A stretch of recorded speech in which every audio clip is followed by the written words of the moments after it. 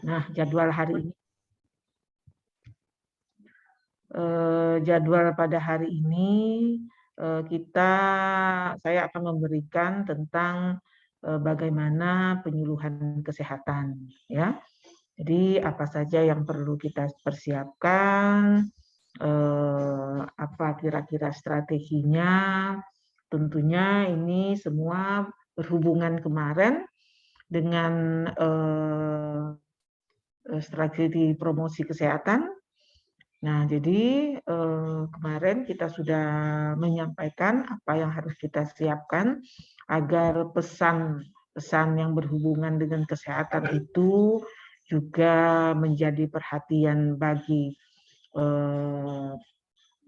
pemegang kebijakan, bukan hanya tanggung jawab kesehatan saja. Kita harapkan seluruh tingkatan, seluruh pengambil kebijakan bisa mengetahui apa yang menjadi permasalahan di bidang kesehatan.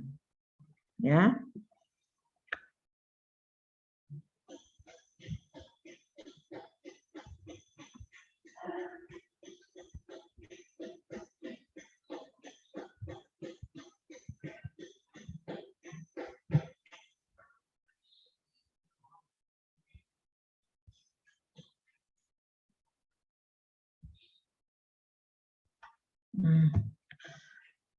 Nah, tentunya sampai saat ini apa ada yang ditanyakan kemarin berhubungan dengan Kota Sehat?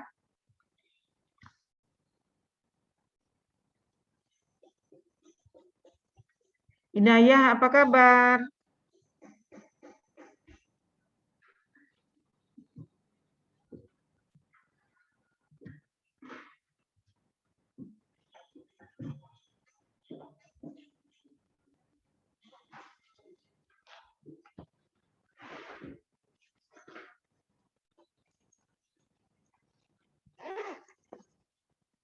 Adakah yang ingin ditanyakan sebelum kita mulai dengan materi penyuluhan kesehatan? Izin dok, belum ada dok. Belum ada ya. Jadi ini berapa kelas ya? 6 kelas dok. 6 kelas ya. Tapi yang hadir baru sebagian ya. Siap dok. Oke. Jadi hari ini saya akan menyampaikan tentang bagaimana kita membuat penyuluhan kesehatan. Nah, di dalam kegiatan penyuluhan kesehatan ini kita ketahui bahwa kita ada 6 kelas. Satu kelasnya ada 40 orang. Saya harapkan nanti setelah mendengarkan materi yang saya sampaikan, masing-masing mahasiswa bisa membuat penyuluh kesehatan. Ya, jadi penyuluhan kesehatan ini karena adik-adik dari beberapa bidang studi mungkin kira-kira yang bisa dihubungkan dengan kesehatan. Ya, jadi misalnya permasalahan-permasalahan yang berhubungan kesehatan, salah satunya misalnya kenaikan kejadian angka demam berdarah. Ya. Nah, ini sangat erat berhubungan dengan bagaimana lingkungan di masyarakat. Ya. Apakah itu mengenai sampahnya, apakah itu mengenai air yang tidak mengalir, atau banyaknya tempat perindukan nyamuk, ya, karena banyak kaleng-kaleng kosong, itu juga bisa diangkat, ya. Jadi karena bidang studi kita beberapa ada yang agak berbeda, silahkan saja diangkat kira-kira yang bisa dihubungkan dengan kesehatan, ya. Jadi saya harapkan nanti setiap mahasiswa membuat konsep tentang penyuluhan, kemudian nanti dari setiap grup itu, satu grup kan isinya 10 orang ya, satu kita persiapkan untuk melakukan penyuluhan kesehatan atau presentasi. Jadi dibuatkan PowerPoint-nya. Nah, itu akan kita nilai nanti. Ya. Jadi karena kita ada 24 grup, nah ini kita harapkan masing-masing dari satu grup itu satu, jadi ada 24 yang tampil. Ya. Nah, ini kita jadwalkan minggu depan. Nah, setelah adik-adik mendengarkan apa yang saya sampaikan, nanti diharapkan dalam 1 minggu ini bisa membuat tentang penyuluhan. Bagaimana, Farhan? Kok dimatiin lampunya? Dokter, izin bertanya, dokter. Iya, boleh. Haris ya? Iya, dokter. Mohon maaf, Ya. off cam karena lagi down sinyal, dokter. Iya, apa Mau kok. bertanya, dokter. Satu kelompok itu kan dibuat PPT, berarti nggak usah buat leaflet ataupun apa gitu, dokter? Bagaimana dibuat apa PPT-nya? Iya, Oke. Tapi nggak usah buat leaflet atau apa gitu, dokter. Kan nggak kalau usah. saya, oh Nggak baik, usah. dokter. Untuk penyuluhannya terserah ya, dokter. Ya, terserah. Oh baik, dokter. Ya. Terima kasih, dokter. Tapi bagus kalau ada dibantu ada leafletnya atau gimana ya, di PPT itu aja langsung ya. Kalau misal presentasi langsung leafletnya itu, dokter, nggak apa-apa, dokter. Karena di dalam membuat penyuluhan ada pendahuluannya, ada isinya. Nah, seperti itu yang akan saya terangkan berikut ini. Oh baik, Ya. dokter. Oh ya. Siap, dokter. Oke, leafletnya bisa ditampilkan di salah satu lembar PPT-nya. Ya, silakan kalau yang lain ada yang mau bertanya, kita sambil menunggu temannya. Nah, ini sudah 75 Dokter, izin lumayan. bertanya. Iya, silakan Nafa. Dokter, maaf tadi suaranya mati-mati di saya koneksinya. Oh ya. Jadi, izin memastikan lagi. Jadi, di dalam satu kelompok itu kita akan membuat PPT mengenai penyuluhan kesehatan dengan tema yang tertentu gitu ya, Dok. Ya. Dan minggu depan itu akan dipresentasikan. Ya. Jadi setiap anggota grup masing-masing membuat sesuai bidang ininya ya, bidang studinya. Silahkan. Nah, nanti dari satu grup itu salah satu akan tampil menyampaikan, mempresentasikan penyuluhan kesehatannya. Silahkan. Itu minggu depan ditentukannya ya, Dok? Iya. Oke. Apakah ada ketentuan untuk waktunya, dokter? Untuk sementara ini masih minggu depan. Nanti kita lapor lagi kapan kira-kira tepat waktunya ya. Ya, baik dokter. Terima kasih. Terima kasih. Bisa kita mulai ya? Iya, dokter. Bisa, Dok. Oke.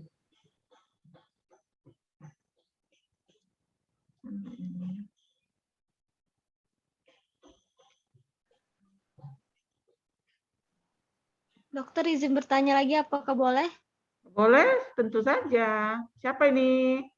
Dok, Silpi, maaf dok, tidak menghidupkan kameranya. Iya, Dok, silakan. Apa? Dok, izin bertanya. Tadi kan katanya setiap kelompok membuat satu PPT atau setiap orang membuat satu PPT baru nanti dipilih, Dok. Siapa yang tampil? Masing-masing membuat. Ya, karena kita ketahui masing-masing kan mempunyai bidang studi berbeda-beda. Ya. Nah, nanti silakan apa mau diundi atau mau di rembuan, salah satu tampil untuk menyampaikan penyuluhannya. Baik dok, makasih dok penjelasannya. Ya, nggak usah panjang-panjang ya. Yang penting sesuai dari tujuan kita menyampaikan pesan kesehatan kita. Dokter, mungkin Ya, satu lagi dokter, silakan. izin bertanya dokter. Boleh, dari siapa nih? Haris dokter. Haris gimana? Mungkin kalau biasanya saya penyuluhan itu ada SAP dokter, berarti nggak usah SAP ya dokter? Boleh, nggak masalah. Oh baik dokter, terima kasih dokter. Ya. Masih ada lagi yang ingin tanya?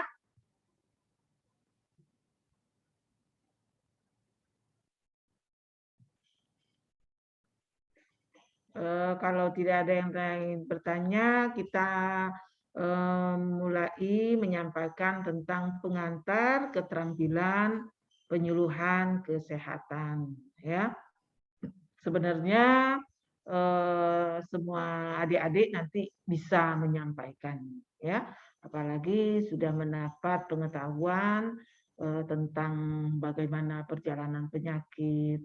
Kemudian saat ini kemarin sudah dapat tentang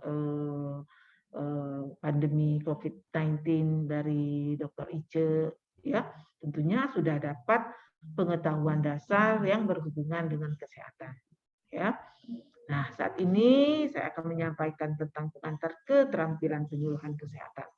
Karena seperti kita ketahui bahwa tanggung jawab kesehatan ini bukan hanya tanggung jawab bidang kesehatan saja, tenaga kesehatan saja, tapi merupakan tanggung jawab pemerintah, kemudian bersama-sama juga dengan masyarakat.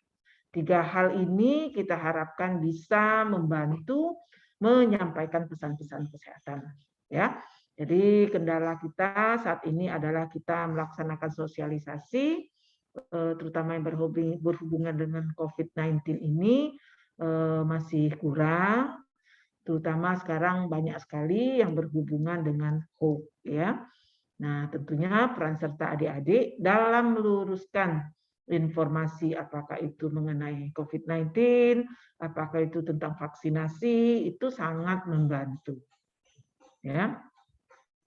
Dan jadi kita di dalam melakukan penyuluhan kesehatan, kita punya tujuan dan sasaran.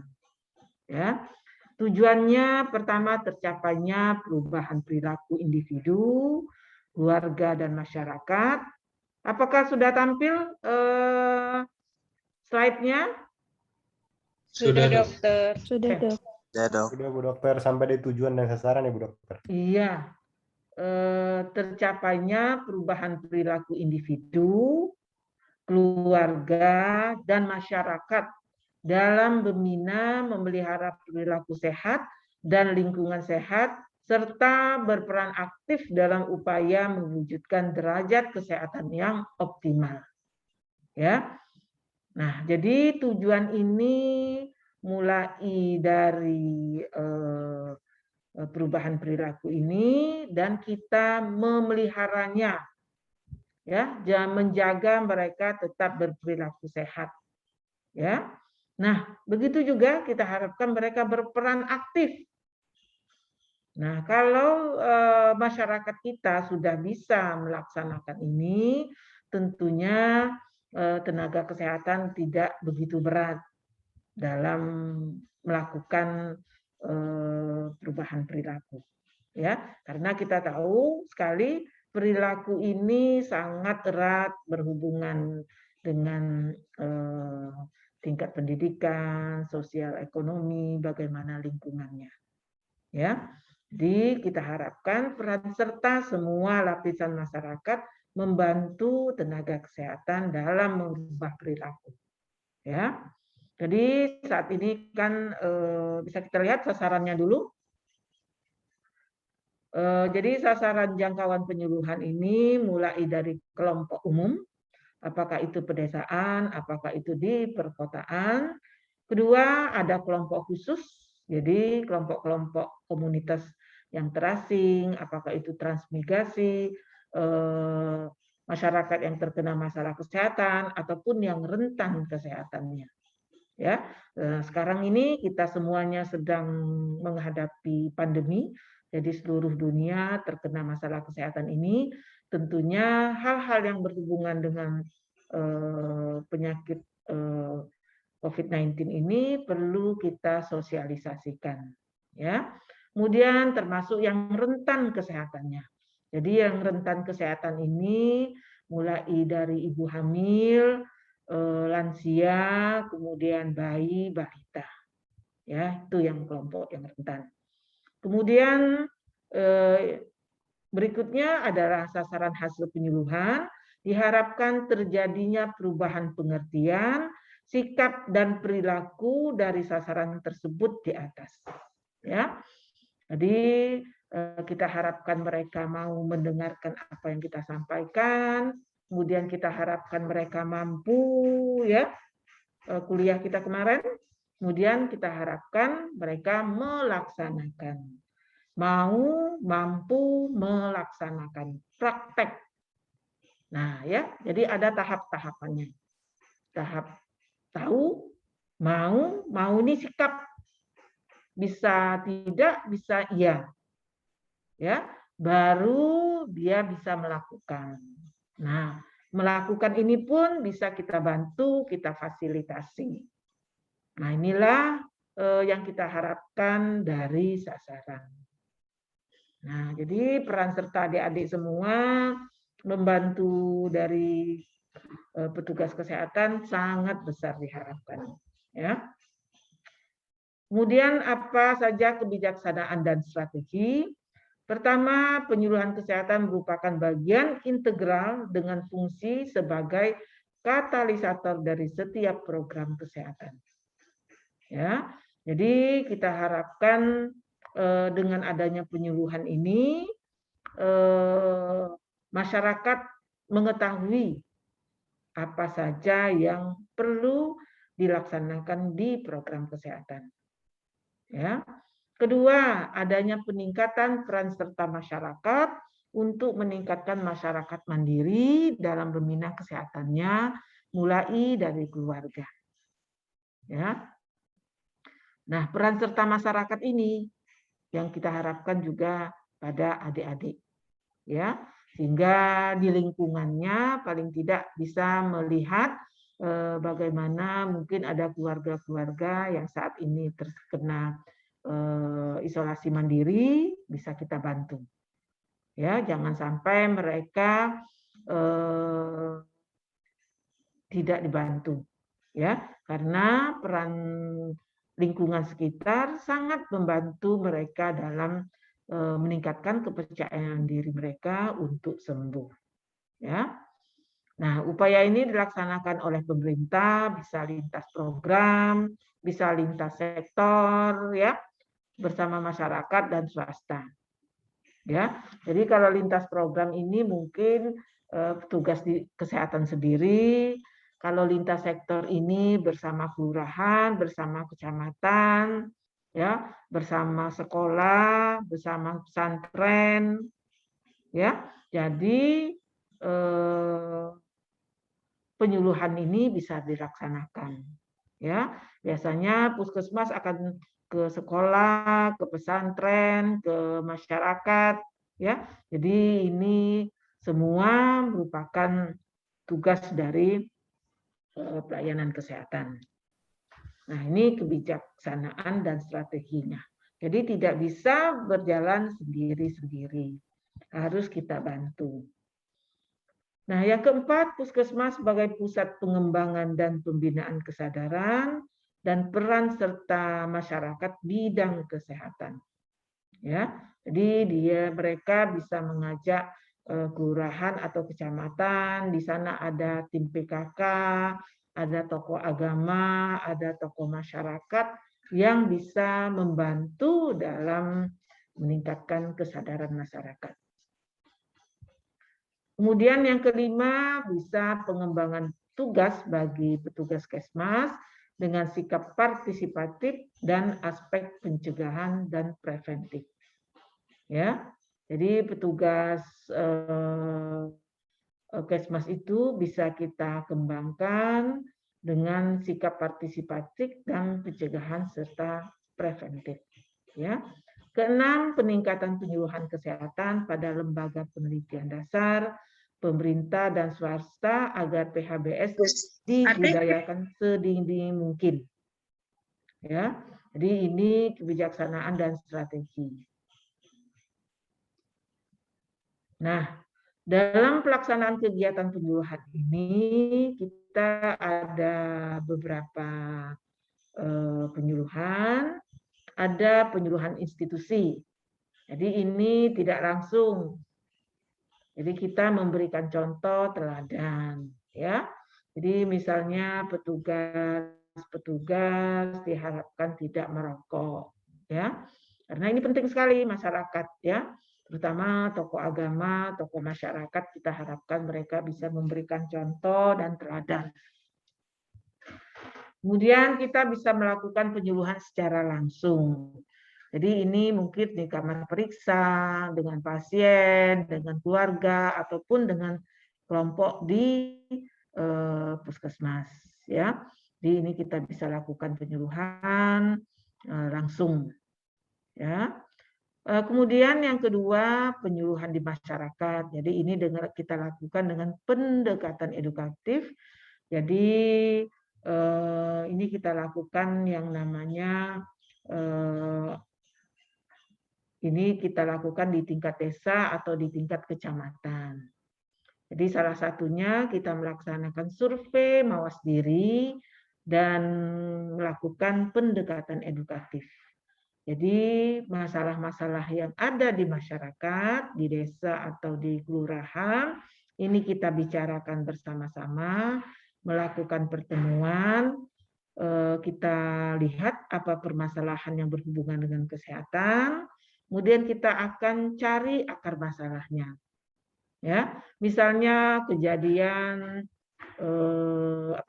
demam berdarah, ya. Nah, demam berdarah ini biasanya karena banyak tempat perindukan nyamuk, ya. Mungkin air-air tergenang, kemudian air di dalam kaleng-kaleng yang berserakan, ya. Nah, ini bisa kita lakukan pertemuan di tingkat desa atau kelurahan ataupun kecamatan. Ya, nanti akan kita dapatkan sebabnya salah satunya karena banyaknya sampah yang menumpuk. Nah, dalam pendekatan edukatif ini pada pertemuan tersebut kita sampaikan bahwa tingginya kejadian demam berdarah salah satunya karena banyaknya sampah yang banyak sehingga terjadi tempat perindukan nyamuk. Nah, ini dibuatkan perencanaannya, kemudian dibuatkan pelaksanaannya, apakah akan dilakukan pembersihan setiap seminggu sekali, ya, ataupun nanti dilakukan penilaian oleh masyarakat melalui lomba-lomba. Nah, seperti itulah yang kita lakukan dalam pendekatan edukatif, ya, istilahnya survei mawas diri. Nah, ini semua kita lakukan untuk memberikan bagaimana di masyarakat tersebut, ya. Nah, metode penyuluhan masyarakat ini ada 3 unsur yang perlu dirubah dari perilaku masyarakat, mulai dari unsur pengetahuan, kemudian yang kedua unsur sikap, dan ketiga unsur tindakan. Ya, jadi pengetahuan ini setelah kita beritahu mereka akan tahu. Nah, tahu ini belum tentu dia akan melakukan. Ya, banyak yang mengetahui bahwa perlu vaksin COVID-19, tapi mereka belum vaksinasi. Nah, ini akan kita lihat nanti apakah sikapnya setuju atau tidak. Setelah kita kasih informasi, nah mungkin dia sikapnya belum menyetujui, belum dia lakukan tindakan. Ya, nah kita harapkan dengan sikap yang pengetahuan sesuai dengan pengetahuannya, dia akan melakukan tindakan. Ya, tindakannya dengan melakukan vaksinasi. Nah, ini yang perlu kita ketahui, pengetahuan, sikap, dan tindakan. Nah, dan juga kita ketahui dalam mengubah perilaku ini, kita ada yang karena terpaksa, karena ingin meniru, dan karena benar-benar menghayati. Ya, jadi karena terpaksa ini salah satunya kita sudah punya peraturan tentang kawasan tanpa rokok. Ya, jadi misalnya di peraturan kawasan tanpa rokok itu untuk tempat pendidikan, tempat pelayanan kesehatan, kemudian tempat kerja, ya, itu tidak boleh merokok. Nah, itu karena terpaksa, ya. Tapi seharusnya masyarakat benar-benar menghayati. Tetapi karena di awal itu dengan adanya peraturan tentang kawasan rokok ini, kita harapkan awalnya dimulai dengan persuasif. Kita harapkan nanti kalau masyarakat sudah memahami, baru kita keluarkan peraturannya. Ya. Kemudian yang kedua karena ingin meniru. Jadi kita punya tokoh agama, tokoh masyarakat, kepala desa, ya. Kita harapkan mereka bisa memberikan contoh yang baik kepada masyarakat.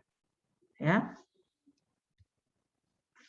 Nah, ini ada beberapa metode yang kita lakukan yang dapat mengubah perilaku.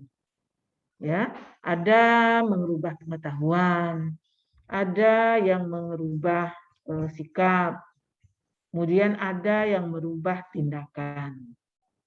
Ya, jadi untuk merubah pengetahuan ada metode ceramah, kuliah, presentasi, wisata karya, curah pendapat, seminar, studi kasus, tugas baca, simposium, panel, dan konferensi. Ya, jadi kalau kita ingin memberikan pengetahuan, inilah yang kita gunakan. Tapi kalau yang akan kita sampaikan ini berhubungan dengan merubah sikap, sikap ini ada yang setuju, ada yang tidak setuju. Ya, pertama kita dengan diskusi kelompok, kedua dengan tanya jawab, ketiga dengan role play, keempat dengan pemutaran film, kelima video, keenam tape recorder ataupun dengan simulasi. Ya. Jadi ada beberapa untuk merubah sikap. Kalau untuk merubah tindakan mungkin akan dilakukan latihan sendiri. Jadi kegiatan-kegiatan yang langsung dipraktekkan. Kemudian ada bengkel kerja, ada demonstrasi, ada yang eksperimen. Ya, jadi tinggal kita mana yang ingin kita lakukan. Ya, silahkan pilih. Nah, jadi dalam penyuluhan kita baru merubah pengetahuan. Ya, jadi merubah pengetahuan ini kita harapkan tokoh masyarakat bisa memberikan contoh sehingga bisa mereka melaksanakan apa yang sudah kita sampaikan dalam penyuluhan. Ya. Sampai sini ada yang mau tanya? Di mana Haris? Jelas? Jelas, dokter.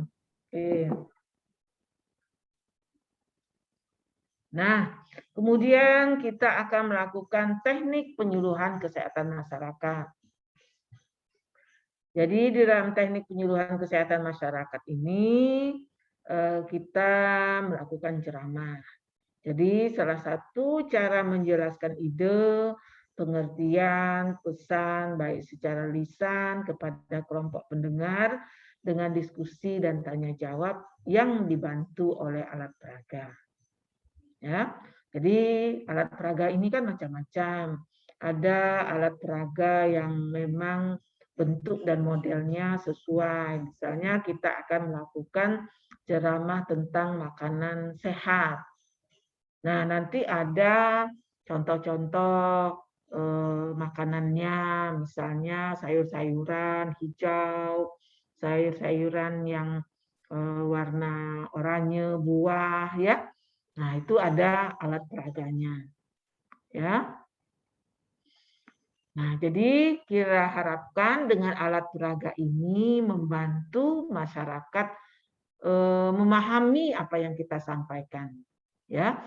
Jadi seperti kita ketahui, kalau kita mendengar kemudian melihat barangnya sendiri, pemahaman terhadap hasil ceramah itu akan lebih baik. Ya. Kemudian yang kedua, ciri-ciri ceramah. Ada sekelompok pendengar, kemudian ada suatu ide, pengertian atau pesan yang disampaikan. Ketiga, ada tanya jawab, dan yang keempat ada alat peraga yang digunakan. Ya, jadi alat peraga ini seperti yang saya sebutkan tadi bisa dari artifisial, jadi mungkin buah-buahan, ya, mungkin juga alat-alat yang bisa memberikan gambaran apa yang ingin kita sampaikan, ya. Jadi ini untuk menambah pemahaman terhadap hasil ceramah kita, ya.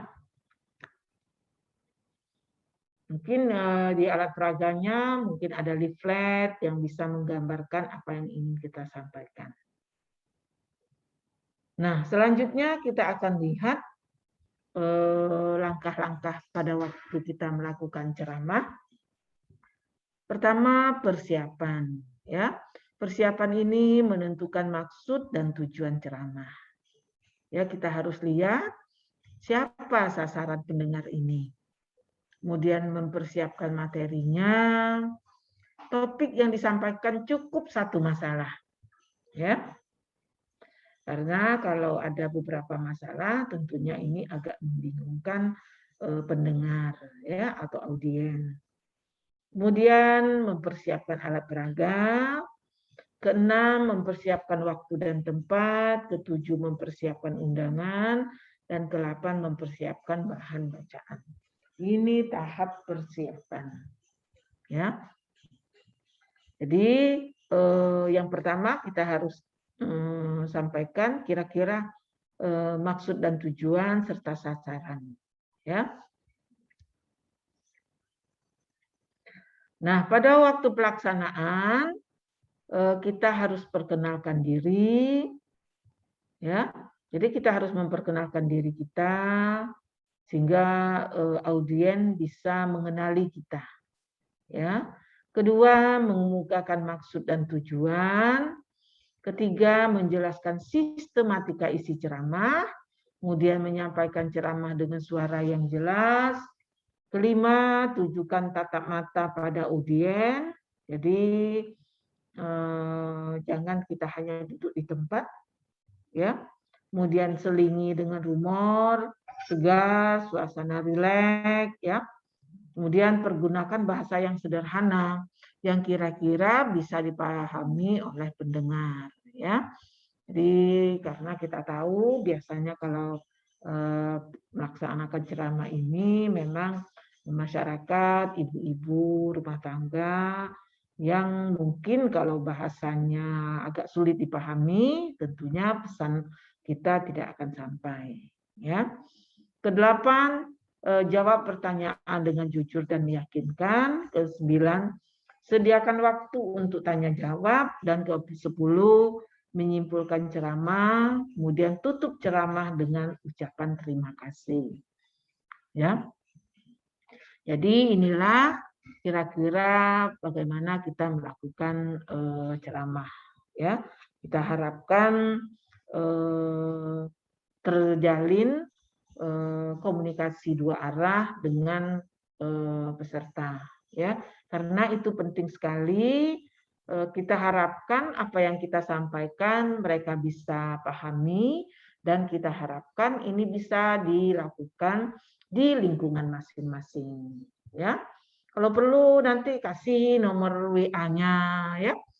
Karena umumnya ibu-ibu saat ini pengunjung di puskesmas juga sudah punya HP, seandainya bisa mereka melakukan kontak untuk bertanya yang lainnya, silahkan. Ya. Jadi apapun yang kita lakukan dalam bidang kesehatan ini tentunya akan memberikan manfaat bagi kita juga. Ya, jadi jangan kita karena memang tidak waktunya lagi kita sudah melakukan ceramah, kita tidak mau diminta pertanyaan, ya. Tetap saja kita menjalin hubungan. Suatu ceramah akan terlihat berhasil bila ada respon dari pendengarnya. Ya. Kemudian terlihat dari isian angket kalau memungkinkan. Kemudian adanya usul atau minat peserta untuk mendapat ceramah tersebut. Ya, jadi mungkin saat itu mereka belum bertanya, tapi mungkin ada suatu saat mereka akan bertanya. Jadi mereka bisa bertanya selanjutnya. Ya. Sampai sini ada yang mau tanya?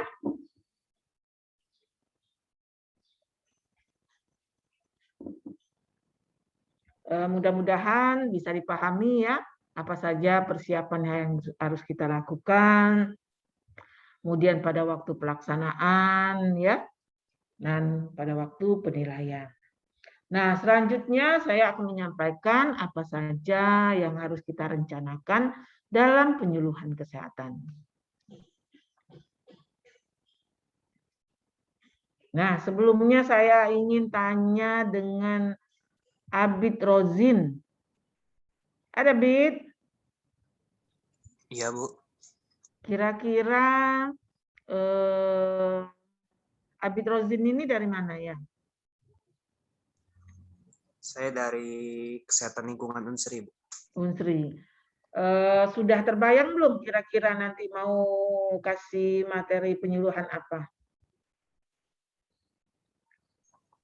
Mungkin kalau terkait sama prodi saya, lebih ke arah sanitasi atau persampahan, Bu. Ya, betul. Boleh? Ya, jadi berhubungan dengan persampahan ini banyak sekali ininya ya dampaknya terhadap lingkungan. Terutama masyarakat kita saat ini belum paham mereka bagaimana mengelola sampah tersebut. Sampah rumah tangga, 3R.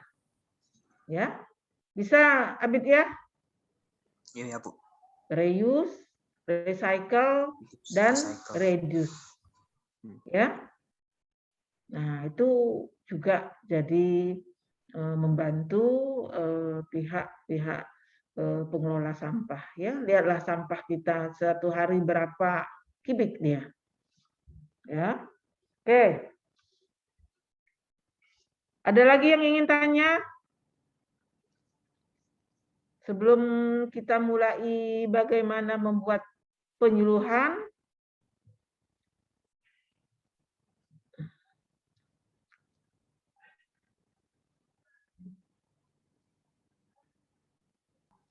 Mungkin dilanjut dulu, Dokter. lanjut dulu, oke. Nah, dalam buat ini kita harus mengenal masalah atau masyarakat atau wilayahnya. Ya, tentu semuanya masing-masing berada di lingkungan yang berbeda, bisa mengenali setiap masalah di wilayahnya. Nah, permasalahan-permasalahan ini mungkin bisa kita lihat di koran, di surat kabar, apa kira-kira masalah yang ada di masyarakat kita. Ya, tentunya saat ini kita sedang pandemi berhubungan dengan COVID-19. Kemudian masalah yang terus ada saat ini yang berhubungan dengan sampah, tadi yang disampaikan oleh Abid, ya. Kemudian banyak lagi masalah-masalah yang sebenarnya bidang kesehatan sendiri kesulitan untuk menjangkaunya, ya. Kemudian dari beberapa permasalahan yang ada, mungkin kita buatkan prioritas masalahnya. Ya, jadi mungkin ada 3 masalah kita dapatkan, kita buat yang mana yang prioritas.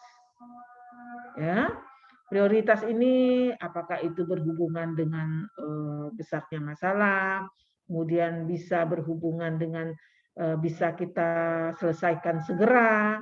Ya, kalau tidak diselesaikan ini akan menjadi masalah yang lebih besar lagi. Nah, itu prioritas masalah. Ya. Kemudian yang ketiga, menentukan tujuan penyuluhan. Nah, tujuan penyuluhannya seperti apa? Ya, kalau kita berhubungan dengan penyuluhan tentang penyakit hipertensi, mungkin tujuan penyuluhannya agar pasien-pasien yang hipertensi bisa terkendali tekanan darahnya. Ya, sehingga tidak terjadi kecacatan akibat penyakit hipertensinya. Ya, tujuannya disebutkan. Kemudian yang keempat, kita menentukan sasaran penyuluhan. Apakah ibu rumah tangga, apakah ibu hamil, apakah itu lansia, apakah kepala rumah tangga, ya, apakah pelajar SD, SMP, SMA, silahkan. Ya. Yang kelima, menentukan isi penyuluhan. Jadi isi penyuluhan ini tentunya berhubungan dengan permasalahan yang ada, yang kita angkat. Ya. Kemudian yang keenam, menentukan metode penyuluhan dengan ceramah. Ketujuh, menentukan media, alat peraga yang kita gunakan. Ya, jadi untuk membantu kita menyampaikan pesan-pesan sehingga pesan kita itu bisa diterima dengan baik. Kedelapan, membuat rencana atau penilaian serta evaluasi. Ya, jadi membuat rencana penilaian ini bisa kita minta bantu dengan petugas kesehatan, puskesmas atau yang lainnya, ya, sehingga mereka bisa memantau hasil dari penyuluhan tersebut, ya. Kemudian yang ke-9, membuat rencana jadwal pelaksanaan, ya, kira-kira kapan pelaksanaannya, ya. Jadi ya, ini perencanaan penyuluhan kesehatan yang kita lakukan, ya, karena jadwal ini maksud saya biasanya kalau di puskesmas itu penyuluhannya kan banyak, jadi kita harus buat sesuai dengan tren saat itu. Jadi kalau bulan Januari, Februari permasalahannya berhubungan mungkin anak-anak baru sekolah, ya, masuk sekolah kembali. Kemudian juga kalau bulan Februari itu sudah bulan vitamin A, jadi mungkin penyuluhannya berhubungan dengan vitamin A, ya. Nah, jadi jadwal ini maksudnya kadang ditentukan dengan kapan pelaksanaannya, ya. Nah, bagaimana kita mengenal masalah masyarakat ataupun wilayah? Perlu ada data pendukung, ya. Data ini bisa data primer ataupun data sekunder. Data primer ini biasanya mungkin kita dapatkan pada waktu kita adakan penelitian sendiri, ataupun data sekunder, data yang ada di puskesmas atau di data di profil kesehatan atau data-data lainnya yang bisa kita gunakan, ya. Jadi yang kita akan analisa itu pertama masalah atau program kesehatan, bisa program kesehatan atau penyakit yang saat itu sedang meningkat. Ya. Jadi ini bisa tanya ke puskesmas ataupun kita lihat di koran-koran apa kira-kira saat ini yang sedang tren. Ya. Yang kedua, masyarakatnya. Apakah itu perekonomian, bagaimana organisasi, bagaimana sosial, ilmu pengetahuan, bahasa, norma, agama, kepercayaan, dan budaya. Ya. Yang ketiga, wilayahnya. Bagaimana lokasi tersebut, apakah daerahnya mungkin sedang musim hujan, seperti saat ini, ya. Jadi ada daerah-daerah tertentu yang tergenang. Kemudian bagaimana transportasi, apakah ada kesulitan, kemudian bagaimana komunikasi daerah tersebut, termasuk daerah tersebut apakah daerah sedang musim hujan atau sedang kering, kemudian apakah itu daerah perbatasan, pegunungan atau pantai. Ya, semuanya itu perlu kita masukkan untuk dianalisa. Ya. Nah, untuk saat ini misalnya kita lihat sedang hujan, daerah-daerah tertentu sedang hujan, tentunya dihubungkan lihat dengan kesehatan yang ada saat ini. Apakah demam berdarahnya meningkat, ataukah diarenya meningkat, atau penyakit-penyakit lain. Ya. Yang kedua, prioritas masalah. Jadi kita tahu dalam menentukan prioritas masalah ini ada 3 komponen, memang berdasarkan program kesehatan. Jadi program kesehatan kita kan banyak ya, ada yang sudah ada ketentuan dari WHO bahwa sekarang ini katanya sedang pandemi. Nah, kita juga sama, ya, itu juga kita prioritaskan. Kemudian ada pertimbangan politis. Nah, pertimbangan politis ini kalau tidak kita bantu, tentunya akan berpengaruh pada pengambil kebijakan. Ya, jadi saat ini memang pandemi, tapi ada di beberapa daerah ada demam berdarah. Kalau tidak kita atasi, tentunya ini akan berpengaruh terhadap wali kota atau bupati yang saat ini memang sedang ada pemilihan pilkada. Nah, itu pertimbangan politis, ya. Kemudian kita harus juga lihat bagaimana sumber dayanya. Apakah memungkinkan atau tidak, ya. Jadi untuk prioritas masalah itu kita harus tentukan dari 3 aspek ini. Yang ketiga, dalam menentukan tujuan, bisa dalam tujuan jangka panjang, ini akan meningkatkan status kesehatan. Tujuan jangka menengah, mampu terciptanya masyarakat berperilaku hidup bersih dan sehat. Dan yang ketiga, tujuan jangka pendek adalah peningkatan pengetahuan, sikap, norma, dan nilai-nilai kesehatan. Ya, jadi mungkin saat ini kita baru yang jangka pendek. Ya, jadi itu kita sebutkan ya tujuannya.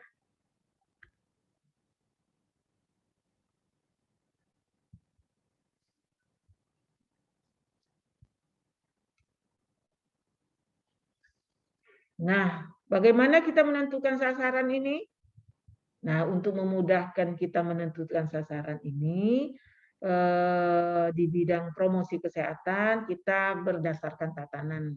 Ya, kemarin kita sudah lihat ada sasaran primer, sekunder, dan tersier. Ya, jadi sasaran untuk tatanan ini kita bagi atas 5, tatanan keluarga, tatanan institusi kesehatan, tatanan pendidikan atau sekolah, tatanan tempat kerja, dan tatanan tempat-tempat umum. Ya, yang paling pinggir ini belum dikoreksi ini ya. Nah, sasaran primernya untuk keluarga adalah individu dengan keluarga yang punya masalah kesehatan. Ya, misalnya ibu hamil atau lansia. Sedangkan sasaran sekundernya adalah kepala keluarga ataupun orang tua, kader, tokoh masyarakat, TOMA, LSM, ataupun petugas kesehatan. Sedangkan sasaran tersiernya kepala keluarga, ketua RT, kepala desa, ataupun camat. Ya. Jadi dengan adanya tatanan ini memudahkan kita melakukan promosi kesehatan. Jadi misalnya kita mau penyuluhan pada sasaran primer di rumah tangga. Ya, jadi bisa lansia atau ibu hamil atau keluarga yang punya penyakit tertentu. Ya. Nah, kita harapkan sasaran sekunder ini mereka mengetahui permasalahan-permasalahan kesehatan, sehingga mereka bisa membantu sasaran sekunder dalam meningkatkan kesehatannya. Ya, misalnya di tempat kerja, kita harapkan sasaran sekunder di tempat kerja ini mulai dari manajer, serikat buruh, organisasi profesi, memahami bagaimana menjaga kesehatan dari karyawan. Ya, mereka ini bisa memberikan contoh. Misalnya kita sudah punya kawasan tanpa rokok. Ya, nah sasaran sekunder ini kita harapkan mereka membantu karyawan agar mereka tidak merokok, ya, dengan memberikan contoh, kemudian bisa juga dengan adanya peraturan tersebut, mereka bisa membina karyawan agar merokok itu bisa dikurangi, ya. Nah, ini yang gunanya sasaran sekunder, ya. Mereka bisa membantu sasaran primer. Nah, untuk sasaran tersier ini mulai dari pimpinan institusi kesehatan, kepala sekolah, pemilik sekolah, direktur, direksi, ya. Mereka ini kita harapkan bisa membuat kebijakan yang mendukung program-program kesehatan, terutama untuk sasaran primer. Ya. Nah, misalnya untuk tempat kerja, direktur dan pemilih ini membuat dia SK ataupun aturan sesuai dengan SK dari wali kota, misalnya sudah ada tentang perda kawasan tanpa rokok. Nah, direktur atau pemilih ini bisa juga membuat aturan bagaimana di tempat kerja tersebut bisa diterapkan tentang kawasan tanpa rokok. Ya. Nah, seperti itu. Edaran-edaran seperti itu sangat membantu perilaku merokok. Ya, karena kita tahu merokok itu agak sulit kita membatasinya. Ya, tentunya dengan adanya edaran dari direktur atau pemilih diharapkan perilaku mereka merokok itu bisa dikendalikan, ya, dengan adanya kebijakan dari direktur, ya. Oke, bisa dipahami di sini, Karisa?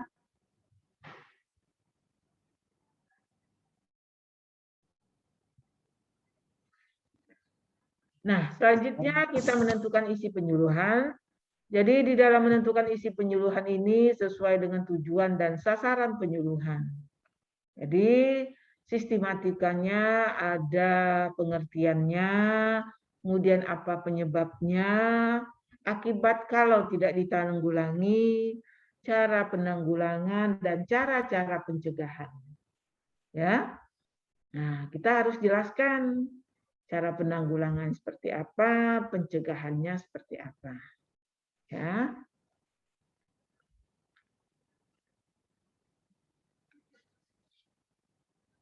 Nah, seperti kita sebutkan di atas, bagaimana metode penyuluhannya, tujuan merubah pengetahuan ataukah merubah sikap dan tujuan mengubah tindakan.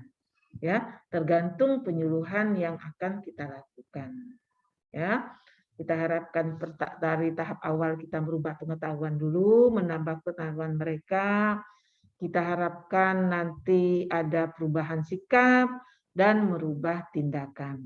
Ya, jadi yang selama ini belum mengetahui guna pemberian vaksinasi COVID-19, setelah kita lakukan penyuluhan, mereka mengetahui, memahami tentang vaksinasi, kemudian sikap mereka berubah, dan selanjutnya mereka akan melakukan vaksinasi.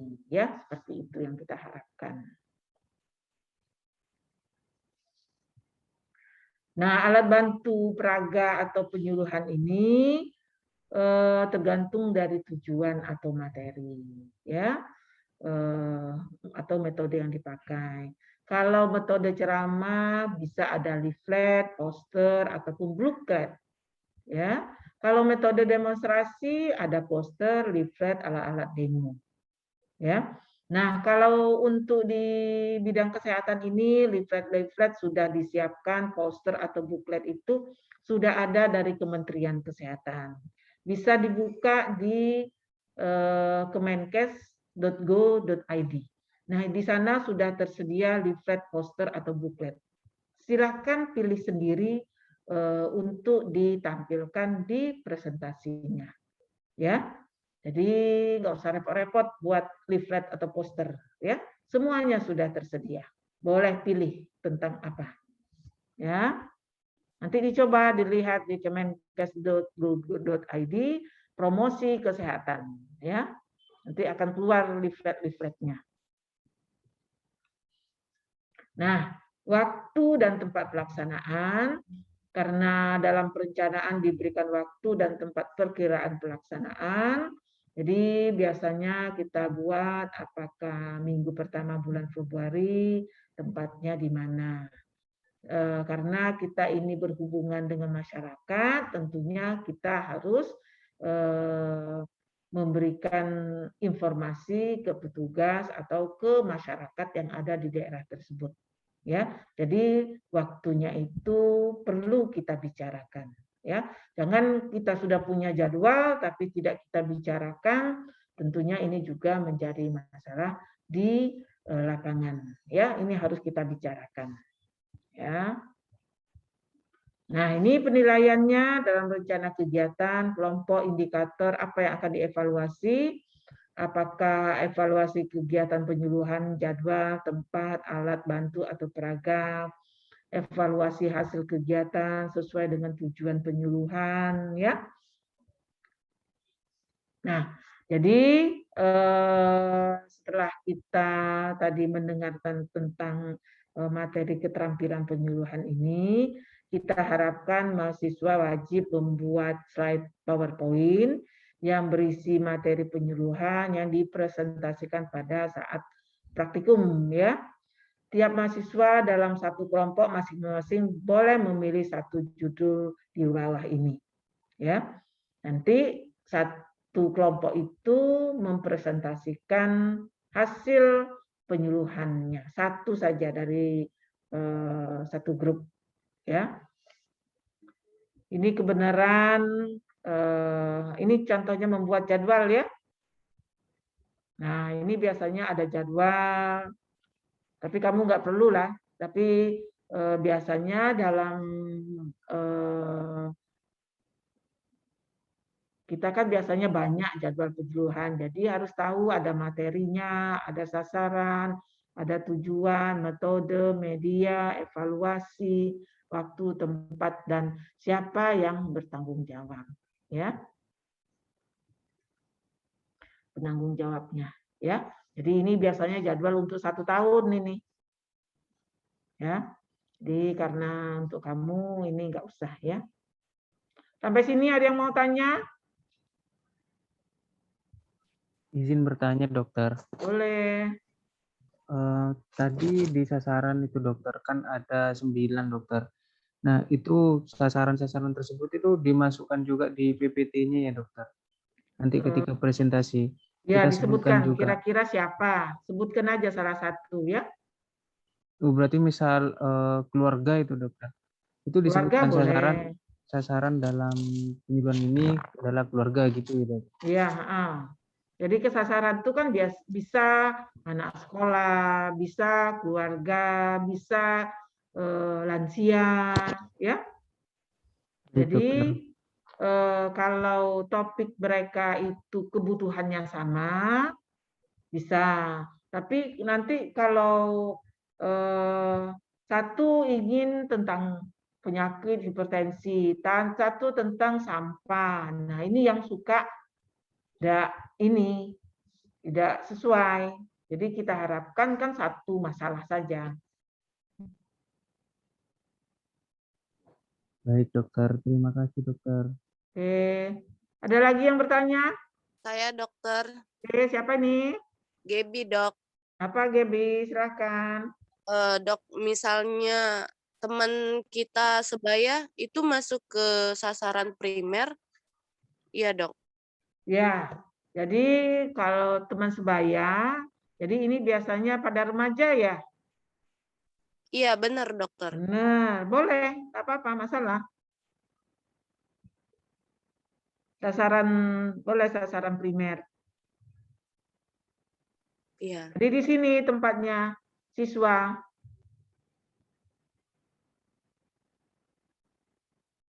Bisa, Gebi? Ya dokter, terima kasih banyak. Ya, jadi ini sasaran primer ya. Nah, yang sekunder ini biasanya orang-orang yang bisa membantu kita dalam memantau sasaran primer.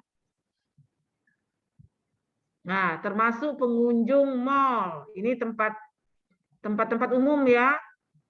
Nah, ya. Ini bisa kita gunakan ya. Apakah tempat mal, masyarakat. Nah, ini kelompoknya. Tinggal kalau yang di tempat-tempat umum ini tinggal pemilihan materinya. Jadi karena sangat beragam orang-orangnya, kita harus gunakan mungkin yang saat ini materinya tentang vaksinasi. Nah, ya, beda kalau tentang ibu hamil.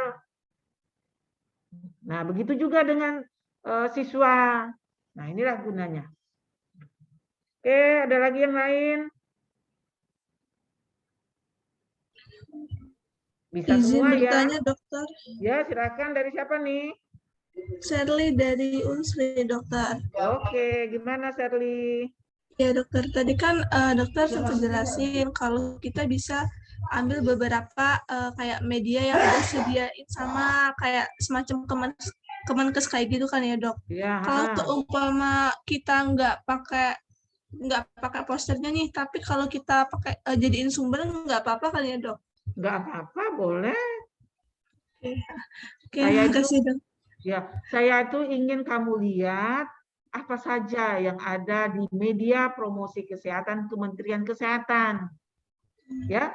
Jadi suatu saat kamu perlu ada kesempatan untuk melakukan menyampaikan pesan-pesan kesehatan, kamu sudah tahu, oh ngambil leafletnya, ngambil brosurnya di sini gitu. Nggak perlu susah-susah lagi buat-buatnya. Ya. Oke, baik. Terima kasih, dok.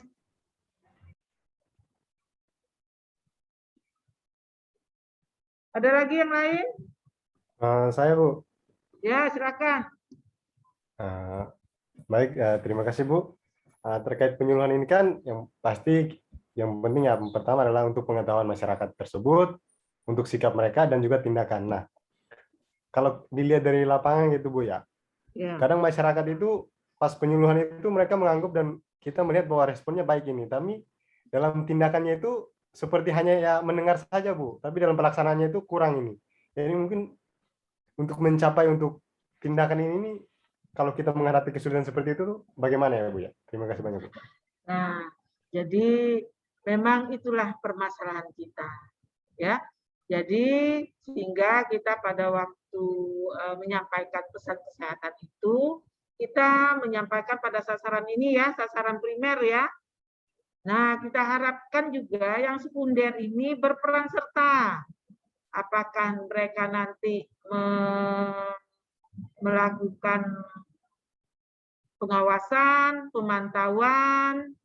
Misalnya untuk siswa, ada OSIS yang memantau, ada guru-guru yang memantau, ada karyawan yang memantau. Ya, begitu juga kalau di tempat kerja. Ada kelompok sasaran sekunder ini bisa membantu kita memantau apakah mereka sudah melaksanakan yang sudah kita informasikan. Nah, kalau belum juga, nah kita minta yang sasaran tersier ini. Sasaran tersier ini kita harapkan mereka bisa membuat semacam surat keputusan, SK, peraturan daerah, ya, ataupun edaran-edaran yang bisa memantau, ya. Nah, kalau perlu ada lomba-lomba yang dibuat oleh pengambil kebijakan, ya. Jadi mungkin lomba melakukan apa ya, protokol kesehatan. Nah, ya. Jadi inilah gunanya kita membagi sasaran primer, sekunder, dan tersier. Karena perilaku memang termasuk yang sulit kita pantau. Ya, jadi dengan adanya SK dari wali kota, peraturan daerah dari wali kota, tentunya kita harapkan kegiatan tersebut bisa terpantau. Jadi bukan hanya petugas kesehatan saja, seluruh lintas sektor berperan serta. Ya, gimana? Bisa dipahami, Bu. Terima kasih banyak. Ya, jadi memang perlu kesabaran, ya, kesabaran terhadap perubahan perilaku. Tidak bisa berlangsung berubah, ya. Oke, ada lagi? Dokter, Sherly izin bertanya lagi. Boleh. Tadi kan tugasnya itu membuat PPT kayak gitu ya, Dok. Ya. Terus juga tadi disebutkan ada SAP. Nah, SAP-nya itu dibuat terpisah dari PPT atau digabung ya, Dok? Ya, boleh terpisah, boleh di dalamnya juga boleh. Silakan, ya. Oke, baik. Terima kasih, Dok. Ya. Ada lagi yang lain? Jadi, Dok, izin bertanya lagi, Dokter. silakan. Untuk apa medianya itu, Dokter? Kalau misal buat sendiri nggak apa-apa, Dokter? Bagaimana? Di tempat kami ini hujan. Medianya kalau misal buat sendiri, Dokter, nggak ngambil dari Kemenkes yang seperti Dokter Boleh. anjurkan tadi? Silakan. Baik, Ya, Dokter. silakan. Saya tuh untuk menunjukkan ke kamu bahwa di Kemenkes itu sudah tersedia ada leaflet, ada brosur, ya. Silakan. Baik, Dokter. Ada lagi Terima yang kasih, lain? Dokter.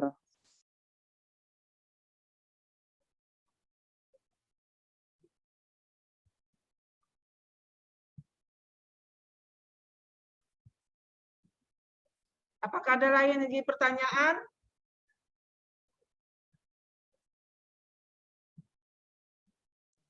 Dokter, mau tanya untuk pengumpulannya ke mana, Dokter? Ya, Untuk boleh. pengumpulan tugasnya itu ke mana, Dokter? Ke email dokter atau bagaimana? Seperti biasa, dikumpulkan di setiap kelas.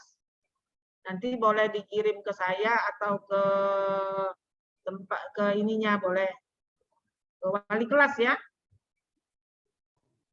Baik, Dokter. Terima kasih. Ya, terima kasih.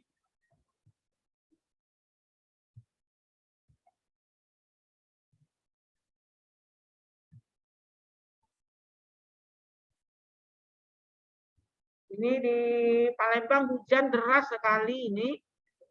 Jadi suaranya agak ini. Oke, kalau tidak ada pertanyaan lagi. Dokter, izin Ya. bertanya, Dokter. Boleh, siapa ini? Danila, Dokter. Menanggapi pertanyaan Haris tadi ya, Dok. Kan yang dikumpulkan ke nanti kan dikumpulkan ke kelompok masing-masing itu berarti satu individu itu satu PPT. Terus Ya. Selanjutnya langsung dikirim ke dokter gitu ya, Dok? Ya, ke ketua kelas dulu ya. Atau PPT yang maju PPT seluruh aja. Seluruh atau aja. Jadi semuanya seluruh PPT-nya dikumpul di satu grup. Kemudian satu grup akan kumpul ke ketua kelas. Ya, sudah ketua kelas baru kekirim saya atau ke wali kelas boleh. Ya.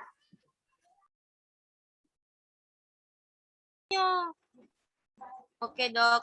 Terima kasih. Oke. Ada lagi yang lain? Jadi nanti semuanya harus bisa ya melakukan penyuluhan, kemudian bagaimana melakukan strateginya, ya. Jadi itu memudahkan kita memantau, ya, memantau apa yang sudah kita lakukan penyuluhan. Dokter, izin bertanya. Ya, boleh. Dokter, ada teman kita dari Prodi Soshum, Dokter, Ya. yang berhubungan dengan kesehatan. Itu mereka bisa mengambil tema yang bebas, ya, Dokter?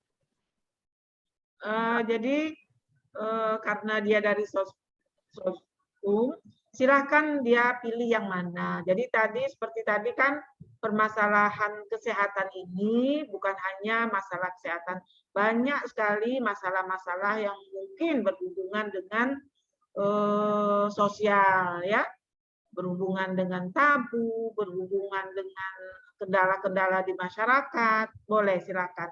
Sehingga materi yang mereka sampaikan itu bisa membantu masyarakat menentukan apa yang harus mereka kerjakan. Ya, silakan. Kita juga ingin tahu kira-kira yang masalah dengan Soskun itu bagaimana. Ya. Baik. Terima kasih, Dokter. Terima kasih, sama-sama.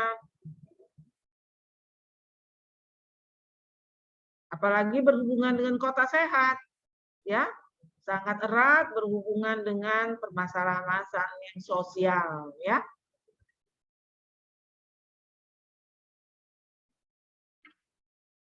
Gimana, Shirley? Iya, Dok, nggak gimana. Iya. Ada lagi yang lain? Devanio? Sehat ya? Dari saya cukup, Bu. Sehat, Bu, sehat. Saya sehat. Nah, bisa nanti lakukan penyuluhan ya? Siap, bisa. Bantulah petugas kesehatan ini, nggak selesai-selesai pekerjaannya. Siap, Bu. Ya. Seandainya tidak ada lagi, kita tutup pertemuan kita ya. Baik, Bu. Tolong di tugasnya dibuat nomor HP-nya ya. Asalnya dari mana. Pertemuan kita ini kan nggak tahu kapan lagi akan ketemu ya. Saya senang sekali ada kegiatan seperti ini. Kamu yang daerah Indonesia Barat, ke Timur, ini ada kesempatan yang sangat memberikan apresiasi kepada kita. Ya. Jadi mencari teman itu nggak susah-susah lagi. Jadi pernah satu kelas. Nah, itu ya. Apakah ada lagi pertanyaan?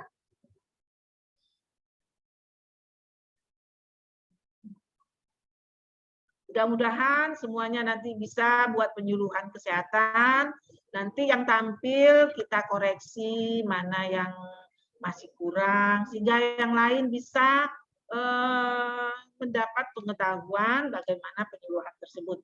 Ya, semuanya nanti pasti bisa. Ya, nilainya juga bagus kok nanti. Ya, mungkin itu saja yang saya sampaikan. Mohon maaf bila ada yang tidak berkenan. Terima kasih. Wassalamualaikum warahmatullahi wabarakatuh. Waalaikumsalam warahmatullahi wabarakatuh. Terima kasih, Dokter. Terima kasih, Dok. Oh ya. Makasih, Dok. Kita belum foto loh. Oh iya ya, foto dulu. Iya. Giovanni ya, foto ya. Siapa yang foto? Mungkin teman-teman yang lain, Bu, mungkin. Foto dulu dong. Robi. Kak Sherly mungkin, Kak Murni. Siapa yang mau foto nih? Kak Gita. Boleh Sherly saya foto bantu, ya? Dokter? Iya. Oh ya, Kak Sherly. Foto, boleh. Oke. Oke. Mungkin teman-teman on cam dulu ya. Iya. Masih banyak benar yang belum on cam.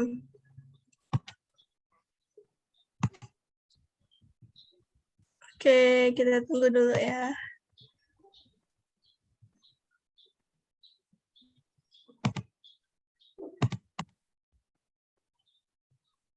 Oke, masih ada yang mau on cam. Oke, mulai banyak yang on cam. Tunggu sebentar ya, Dok. Mereka pada on cam kurang. Oke, kayaknya udah cukup, Dok, yang on cam. Shirley izin untuk ambil dokumentasinya ya, Dokter. Iya. Oke. Terima kasih, Shirley. Dok, belum belum di tag. Tadi nunggu on cam dulu. Oh, nggak kedengaran dokternya. Belum di tag, Dok. Tadi lagi nunggu on cam. Oke, sekarang teman-teman boleh udah siap ya. Siap-siap. Ya. Aku hitung ya. 1, 2, 3. Oke, slide pertama udah. Next slide.